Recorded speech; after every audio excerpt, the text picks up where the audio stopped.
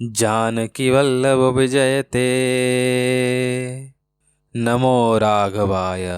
अत्रि मुनि के चरण कमलों में सिर नवाकर देवता, मनुष्य और मुनियों के स्वामी श्री राम जी वन की ओर चले। आगे श्री राम और पीछे छोटे भाई लक्ष्मण, दोनों ही सुंदर मुनि वेश में अत्यंत सुशोभित थे। दोनों भाइयों के बीच में श्री जानकी जी ऐसी शोभा पा रही थी जैसे ब्रह्म और जीव के बीच माया हो। नदी, वन, पर्वत और दुर्गम घाटियां सभी अपने स्वामी को पहचान कर उन्हें सुंदर मार्ग दे रहे थे। जहाँ जहाँ प्रभु जाते, बादल वहाँ छाया करते जाते थे। रास्ते में जाते हुए उन्हें विराट नामक असुर मिला। आते ही श्री रघुनाथ जी ने उसे मार डाला। राम के हाथों मरते ही उसने तुरंत सुंदर दिव्य रूप प्राप्त कर लिया। प्रभु ने उसे दुखी जानकर अपने परम धाम को भेज दिया। इसके बाद श्री राम, लक्ष्मण और सीता जी के साथ वहां पहुंचे जहां शरभंग मुनि थे। मुनि श्रेष्ठ ने श्री राम का मुख कमल देखकर अपने नेत्र रूपी भौरों से उसका मकरंद रस पान किया। शरभंग जी का जन्म धन्य हो गया। शरभंग मुनि ने कहा, हे कृपालु रघुवीर, मैं ब्रह्मलोक जा रहा था, पर सुना कि आप वन में आने वाले हैं। तब से दिन रात आपकी राह देखता रहा। अब आपको देखकर मेरी छाती शीतल हो गई। मुनि ने कहा, यह मुझ पर आपका कोई एहसान नहीं, आपने तो अपने प्राण की रक्षा की है। उन्होंने अपना सारा योग, यज्ञ, जप, तप प्रभु को समर्पित कर दिया और बदले में उनसे भेद भक्ति यानी साकार भक्ति का वरदान ले लिया। मुनि ने श्री राम, सीता और लक्ष्मण को हृदय में निवास करने के लिए कहा, फिर योगाग्नि से अपने शरीर को जला डाला और श्री राम की कृपा से बैकुंठ को चले गए। यहाँ मुनि भगवान में लीन इसीलिए नहीं हुए क्योंकि उन्होंने पहले ही भेद भक्ति का वर ले लिया था। शरभंग मुनि की दुर्लभ गति देखकर सभी ऋषि समूह प्रसन्न हुए और करुणाकंद प्रभु की जय जयकार करने लगे। शरभंग मुनि के चले जाने के बाद श्री रघुनाथ जी आगे वन में चले। श्रेष्ठ मुनियों के कई समूह उनके साथ हो लिए। रास्ते में श्री रघुनाथ जी ने हड्डियों का एक विशाल ढेर देखा। उन्हें बड़ी दया आई और उन्होंने मुनियों से इसका कारण पूछा।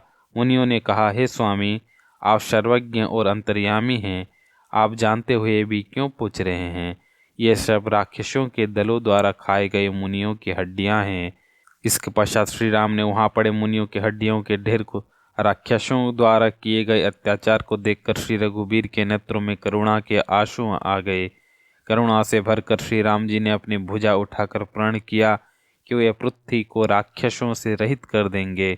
इसके बाद श्री राम सभी मुनियों के आश्रमों में जा जाकर उन्हें दर्शन और संभाषण का सुख देते हुए आगे बढ़े।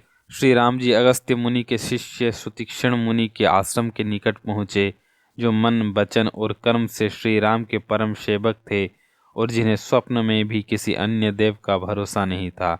प्रभु के आगमन की खबर सुनते ही मुनि सुतीक्ष्ण उनके मनोरथ करते हुए आतुरता से दौड़े। वे मन में सोच रहे थे कि क्या दीनबंधु रघुनाथ जी मुझे जैसे ज्ञान, भक्ति और वैराग्य से हीन दुष्ट पर भी दया करेंगे। उन्हें तब प्रभु की एक विशेष प्रतिज्ञा याद आई कि जिसे किसी दूसरे का सहारा नहीं है वह उन्हें प्रिय होता है। यह विचार आते ही वे आनंद मग्न हो गए। मुनि इतने प्रेम में डूब गए कि उन्हें दिशा, विदिशा और रास्ता कुछ भी नहीं सूझ रहा था। वे कभी गुण गाकर नाचने लगते तो कभी उछल खड़े हो जाते। श्री रघुनाथ जी वृक्ष की आड़ में छिपकर अपने भक्त यह प्रेमोन्मत्त दशा देख रहे थे। मुनि का अतिशय प्रेम देखकर भव भय को हरने वाले श्री राम जी उनके हृदय में प्रकट हो गए। हृदय में दर्शन पाते ही मुनि मार्ग में कटहल के फल के समान रोमांच से भरकर स्थिर बैठ गए। श्री राम जी ने उन्हें जगाया, पर वे नहीं उठे क्योंकि उन्हें ध्यान का सुख मिल रहा था। जब श्री राम ने हृदय से अपने राज रूप को हटाकर चतुर्भुज रूप दिखाया तो उसके अंतर्ध्यान होने ही मुनि व्याकुल होकर उठे, जैसे मणि के बिना नाग व्याकुल होता है। सामने सीता और लक्ष्मण सहित श्याम सुंदर सुखधाम श्री राम को देखकर वे लाठी की तरह चरणों में गिर पड़े। श्री राम ने विशाल भुजाओं से उन्हें उठा लिया और प्रेम से हृदय से लगा लिया। इस मिलन में कृपालु राम ऐसे शोभित हो रहे थे मानो सोने के वृक्ष से तमाल का वृक्ष गले लगकर मिल रहा हो। मुनि ने धीरज धरकर अनेक प्रकार से प्रभु की पूजा की और उनकी स्तुति करते हुए कहा कि मेरी अल्प बुद्धि आपकी अपार महिमा के सामने जुगनू के समान है। उन्होंने श्री राम की महिमा का बखान किया। वे बोले, आप मोह रूपी वन को जलाने वाले अग्नि, संतों के लिए सूर्य, राक्षसों के लिए सिंह और संसार सागर के लिए सेतु हैं। आप निर्गुण, सगुण, ज्ञान और इंद्रियों से परे हैं, फिर भी भक्तों को सुख देने वाले हैं। मुनि ने कहा कि आप जो सगुण, निर्गुण और अंतर्यामी जानते हो वे जाने। मेरे हृदय में तो केवल कौशलपति कमल नयन श्री राम जी ही निवास करें। उन्होंने सबसे बड़ा वर यह मांगा कि यह अभिमान भूलकर भी न छूटे कि मैं सेवक हूँ और श्री रघुनाथ जी मेरे स्वामी हैं। श्री राम ने मुनि को परम प्रसन्न जानकर उन्हें प्रगाढ़ भक्ति, वैराग्य, विज्ञान तथा समस्त गुणों का निधान होने का वर दिया। मुनि ने यह वर पाकर अपना प्रिय वर मांगा। हे प्रभु, छोटे भाई लक्ष्मण जी और जानकी जी सहित धनुष बाणधारी आप निष्काम होकर मेरे हृदय रूपी आकाश में चंद्रमा की भांति सदा निवास कीजिए। श्री राम ने ऐसा ही हो एवं अस्तु कहकर मुनि की इच्छा पूरी की। सुतीक्ष्ण मुनि बोले कि उन्हें गुरु अगस्त्य जी का दर्शन किए बहुत दिन हो गए। मुनि की चतुराई देखकर दोनों भाई हंसे और मुनि को साथ लेकर अगस्त्य जी के आश्रम की ओर चल दिए। सुतीक्ष्ण जी ने गुरु को राम के आगमन की सूचना दी। सुनते ही अगस्त्य जी तुरंत उठकर दौड़े। दोनों भाइयों ने मुनि के चरणों में दंडवत किया। ऋषि ने उन्हें प्रेम से हृदय से लगाया, कुशल पूछी और आसन पर बैठाकर अनेक प्रकार से पूजा की। श्री राम ने मुनि से कहा, हे प्रभु, आपसे तो कुछ छिपा नहीं है। आप जानते हैं कि मैं किस कारण आया हूँ।